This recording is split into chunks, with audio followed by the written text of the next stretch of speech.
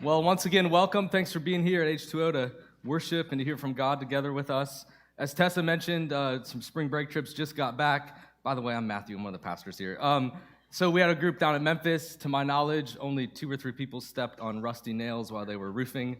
No tetanus that we know of yet.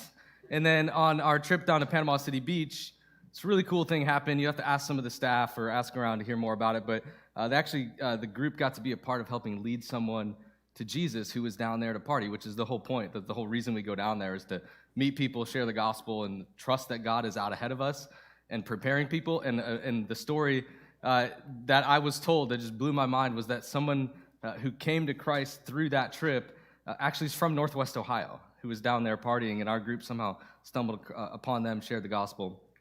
They received it. So some really cool stuff, and that's just one of many, many stories of what God was doing. We also worked here at the Serve BG group. If any of you were a part of that, thank you so much. One of the kids' rooms downstairs looks brand new because it kind of is. Total transformation to add to our growing need for kid space, little baby space in this church, which is exciting.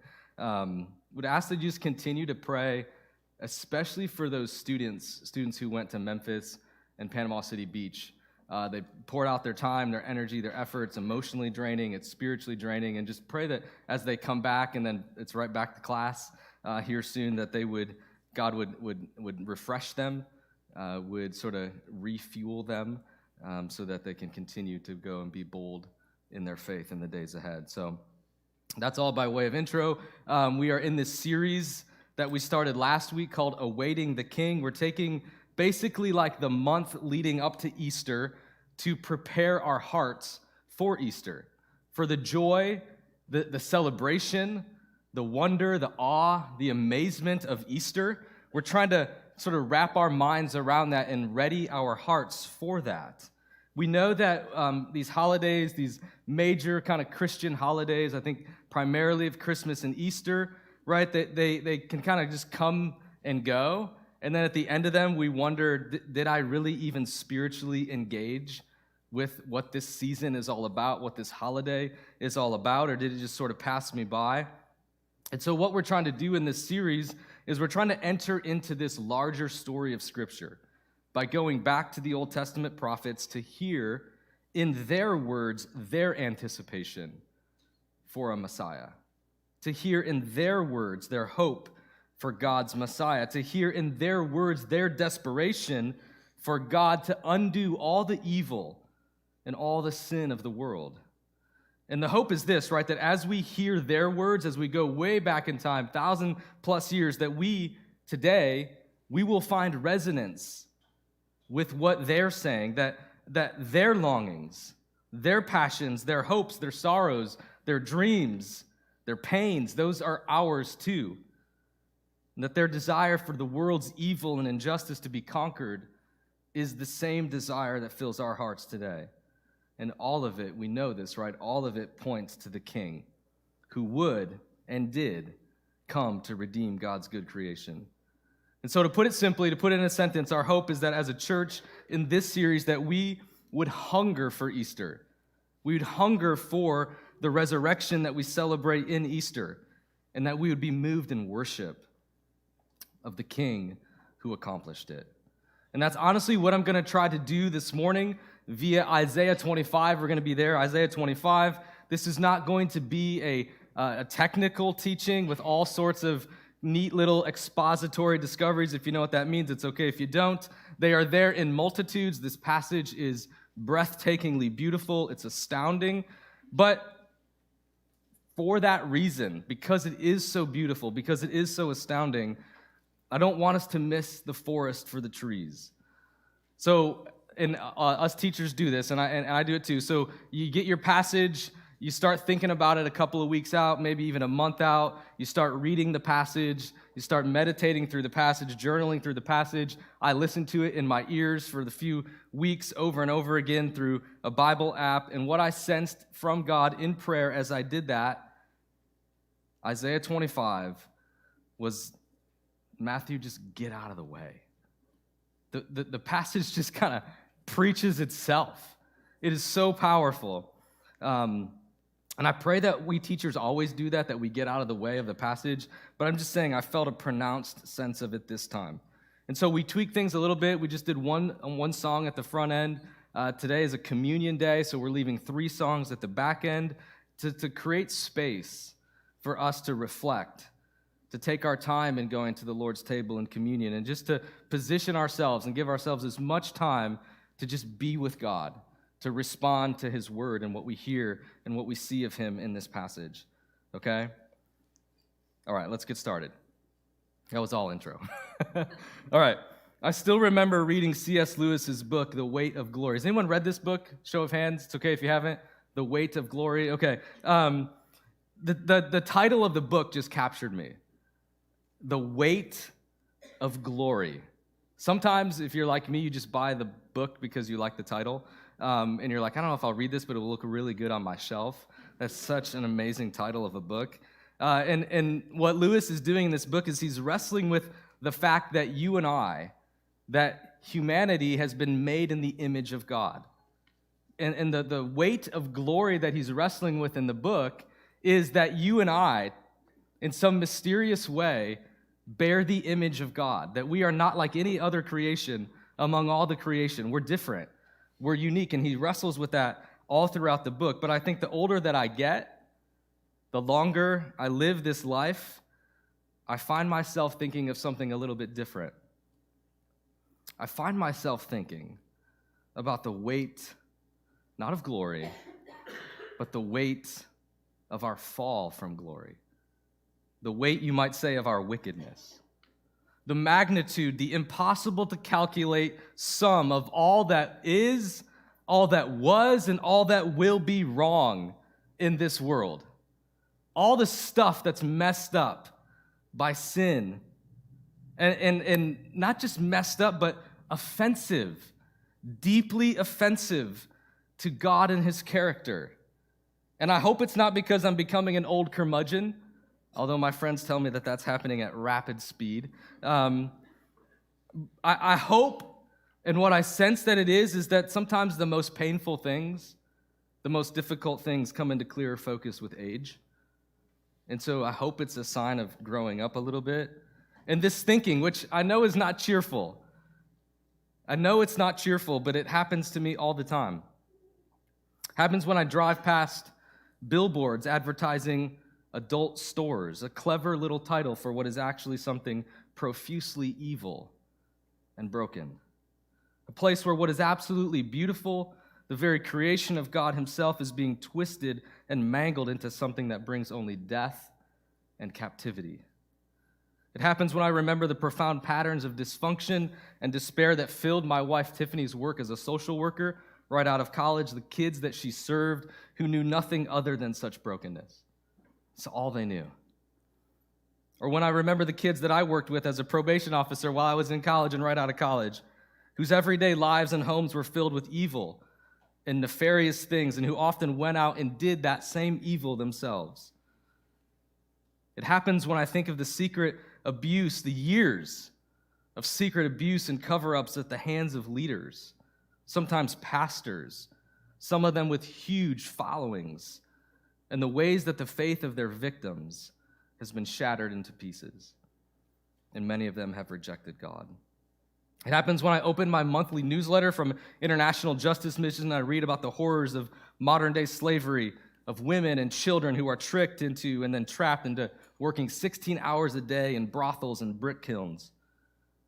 It happens when I call back a memory of my friend Aaron, who died of aggressive and terminal brain cancer at the age of 25, leaving behind a wife of just a year. And the question that fills my mind more and more and more is, how does God hold all of that evil and brokenness? How does he hold all of that fall from glory? He's seen every shred of it, every good thing marred by sin through all of time, every action, every thought, every intention, every omission, every good thing that should have been done that was not done. He knows all of it. Do you ever wonder about that? Do you ever think about that? That he, the perfect one, somehow holds all of that. Lewis asked the question, right, what is the weight of glory? But I find myself asking, what is the weight of the fall from glory? And how is a pure and a righteous God not anything but furious with us? What comes to your mind when you think about the weight of sin? In your own life, in your own shortcomings, in the world around us, in human history. What breaks your heart and moves you to righteous anger? What makes you want to, right? And maybe you've prayed these things. I know I have. You just want to call down the power and fire from heaven, and you want to end this thing right now. The chapters that come right before our passage today are littered with judgments, pronouncements of the way that God's people and the people of the world have to reckon with the weight of their sin. Isaiah, this is how I put it. Isaiah is preaching sermons that no preacher should ever want to give, and no listener would stomach to listen to for very long. I mean, they are severe. They are stunningly severe. They are harsh, but they are true. He is delivering the word to the people as God is instructing him to. He says that the earth will be laid waste and plundered. In chapter 6 of verse 24, sort of captures the mood and the tone of this whole section. He says, a curse consumes, other translations, devours the earth. Its people must bear their guilt. He says that all joy turns to gloom, that all the joyful sounds from the earth are banished. Cities will be laid waste, evildoers will receive their just punishment, and all of this because of the evil that pervades and perverts God's good creation. But we get a little hint of something interesting at the end of chapter 24. There's this mention of another place, a place where God dwells among his people. Isaiah tells about it right there in the midst of all of these pronouncements. There's like chapter upon chapter leading up to Isaiah 25 of all of this judgment about the sin and the wickedness of the people. And right there in the midst of that, he talks about this place called Mount Zion. And we're told that it outshines the sun and the moon. It's beautiful. It's glorious. In the chaos and the turmoil and the upheaval, we're given a vision of this beautiful place where God dwells with his people. And it's on this mountain. What is God doing on the mountain? I think it would have shocked Isaiah's listeners, and it ought to shock us too. So here it is, Isaiah chapter 25. I'll start in verse 6. On this mountain, the Lord Almighty will prepare a feast of rich food for all peoples, a banquet of aged wine, the best of meats and the finest of wines. On this mountain he will destroy the shroud that enfolds all peoples, the sheet that covers all nations. Listen to this. He will swallow up death forever. The sovereign Lord will wipe away the tears from all faces. He will remove his people's disgrace from all the earth. The Lord has spoken. In that day they will say, surely this is our God. We trusted in him and he saved us. This is the Lord. We trusted in him. Let us rejoice and be glad in his salvation. We read that and we think, wait, is this Revelation? This sounds like the very end of the story.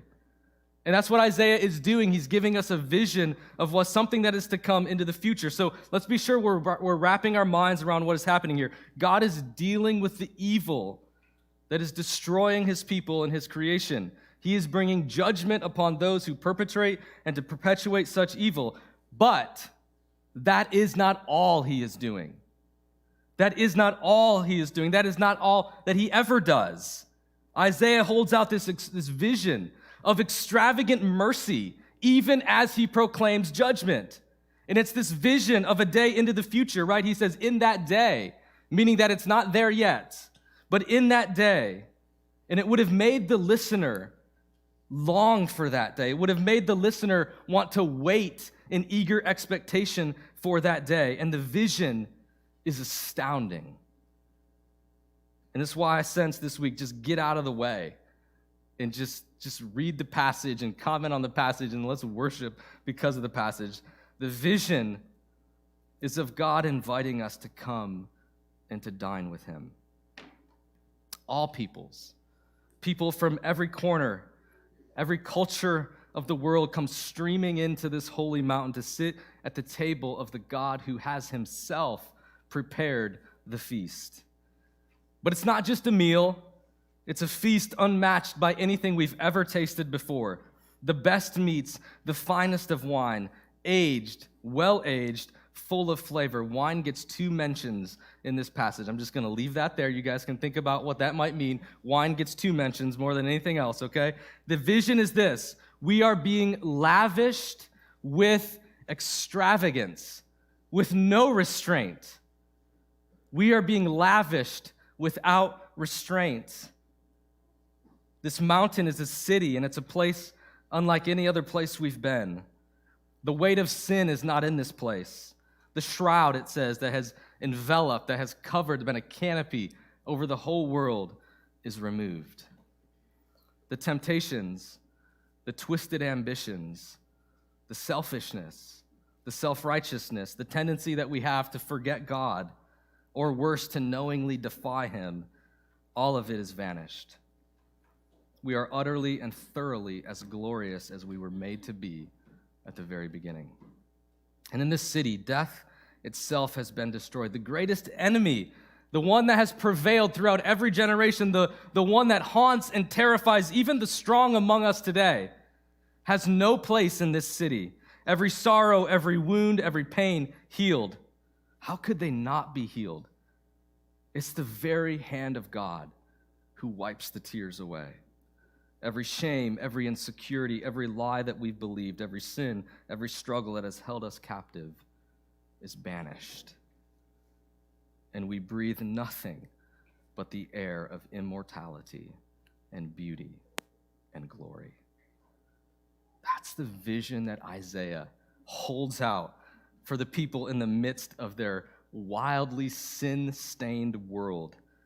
It's so extravagant that it's even difficult to imagine. It's almost outrageous. I don't know if you guys have been in this experience, but one time I went to visit some really generous, faithful, amazing financial donors of the work that we do here at H2O, and they prepared like this 7-course meal.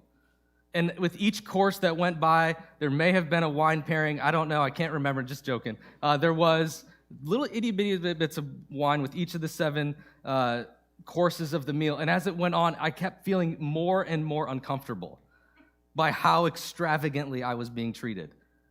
It was like awkward to be so lavished by their generosity, and they were so full of joy to do it.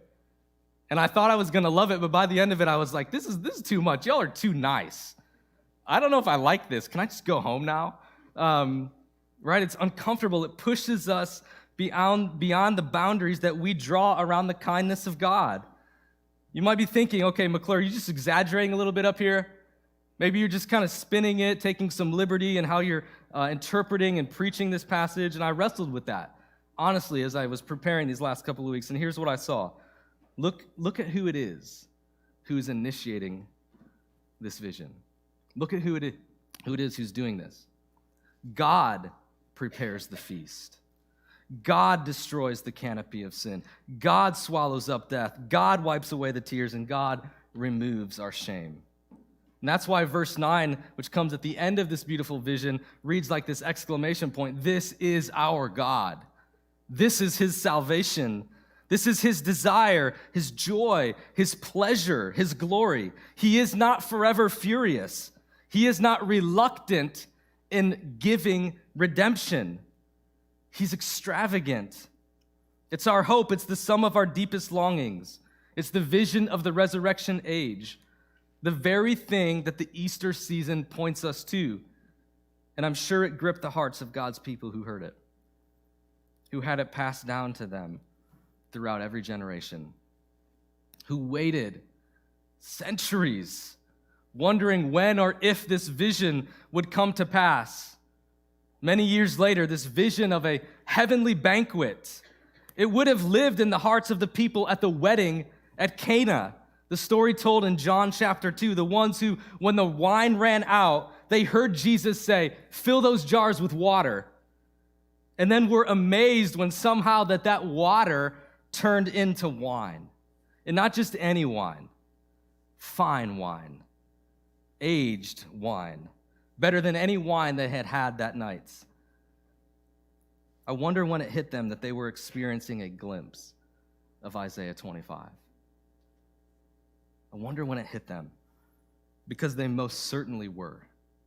A feast, a celebration with fine wine in the presence of God himself. It wasn't just a random miracle that Jesus did. They never were.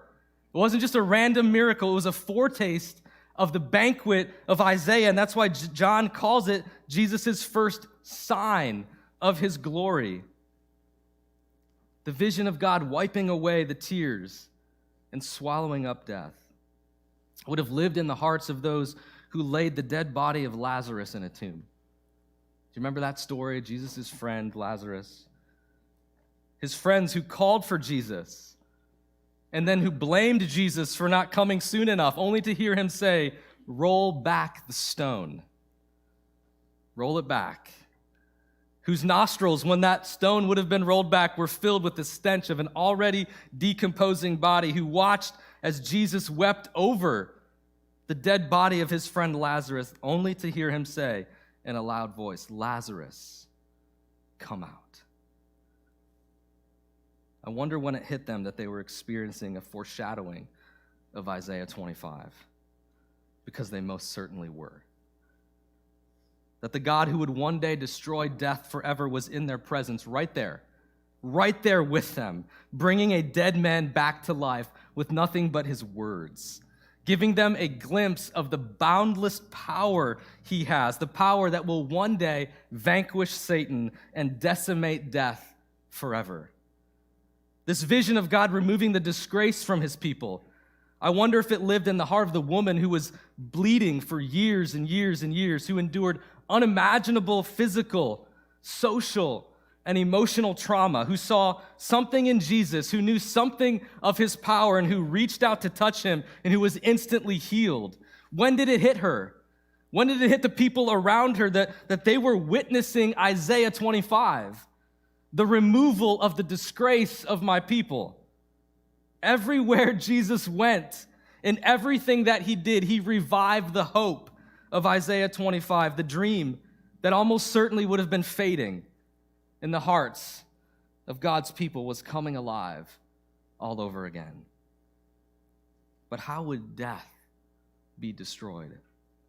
Finally, like forever and ever, right? The good wine at Cana, it eventually ran out. Lazarus died again. The bleeding woman was not healed of her more heinous ailment, which is death.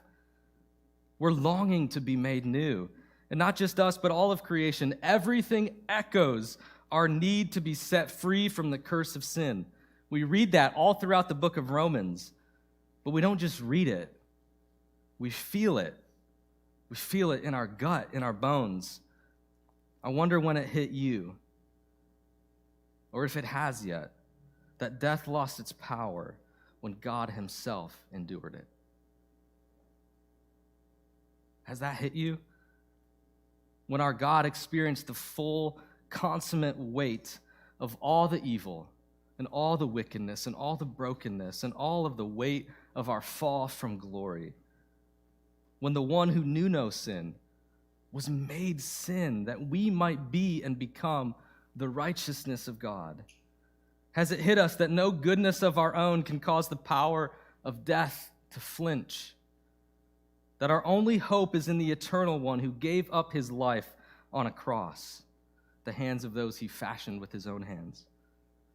The one who could not stay dead, Jesus Christ, who rose victorious over the grave, and on the third day, and he will come again, right? And the vision of Isaiah 25 will come in full force. And we will say with the Apostle Paul on that day, "Where, O death, is your sting? Where, O death, is your victory?" See, C.S. Lewis wrote in this book, The Weight of Glory, that I mentioned earlier, we do not want merely to see beauty. We want something else which can hardly be put into words. We want to be united with the beauty we see. We want to pass into it, to receive it into ourselves to bathe in it, to become part of it. The God of Isaiah 25, the God of all Scripture, is that beauty that we long for, that we desire to be united with. This image, this feast on a mountain of abundance and exuberance and freedom, it's the beauty that we long for because the God that we long for is there. It's the end of the story. It awaits all who have died and found their life in Jesus, who have put to death their sin, who have said, I don't want to live with me on the throne. I want to die that the life of Jesus might be lived through me. It awaits all of us who have crossed from death to life. See, what Isaiah saw hundreds and hundreds of years before is what John saw in Revelation 21. Read this. It sounds so similar. This is Revelation 21. This is the end, one of the very last things we have in our Bibles, right? It's a vision of the end of all things. He says, then I saw a new heaven and a new earth, for the first heaven and the first earth had passed away, and there was no longer any sea. I saw the holy city, the new Jerusalem, coming down out of heaven from God, prepared as a bride, beautifully dressed for her husband. And I heard a loud voice from the throne saying, look, God's dwelling place is now among the people, and he will dwell with them. They will be his people, and God himself will be with them, and he will be their God. He will wipe away every tear from their eyes. This is Isaiah 25. There will be no more death or mourning or crying or pain, for the old order of things has passed away. He who was seated on the throne said, I am making everything new. And then he said, write this down, for these words are trustworthy and true.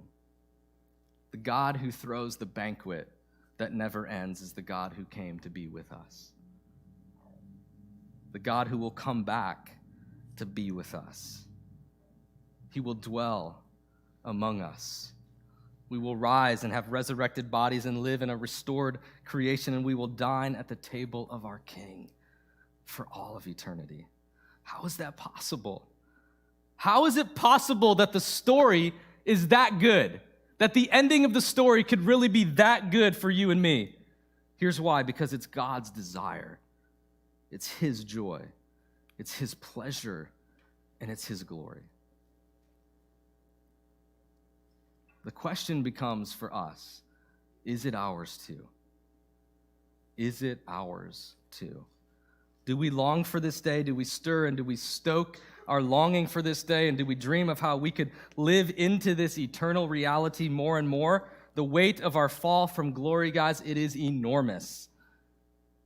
We see it in every injustice, every evil, every twisted thing, and if we're honest, we see it in ourselves. And so how do we ready our hearts for Easter? We open our eyes to the remnants of death that still swirl all around in this world. We learn to long for the day when Jesus sets everything to right, and then we work passionately to see his kingdom come now, even now as we wait for it to come in its fullness one day. May that be so of us. May that be so of H2O Church Bowling Green. So what I want to do now is I want to move us into a time of communion and worship. We're going to do something here in communion that, and I think in a real way, sort of anticipates the banquet as we go to the table of the Lord.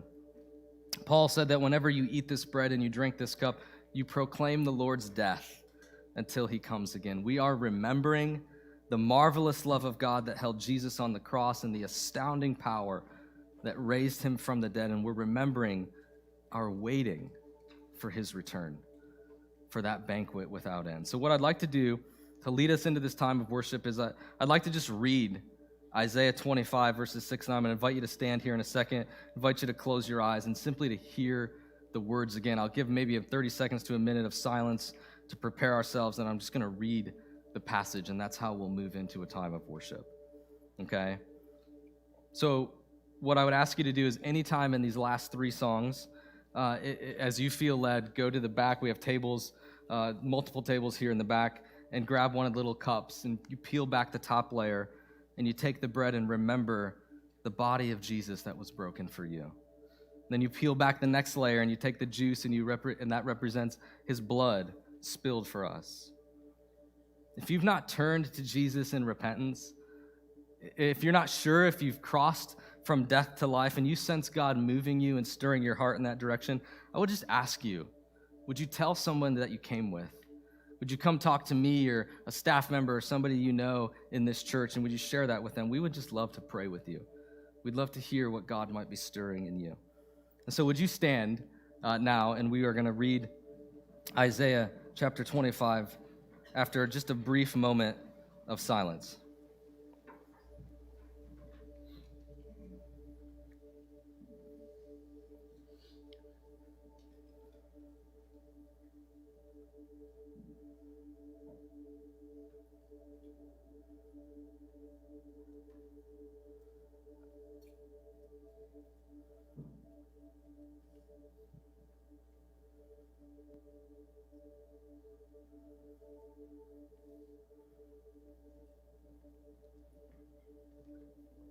On this mountain, the Lord Almighty will prepare a feast of rich food for all peoples, a banquet of aged wine, the best of meats, and the finest of wines.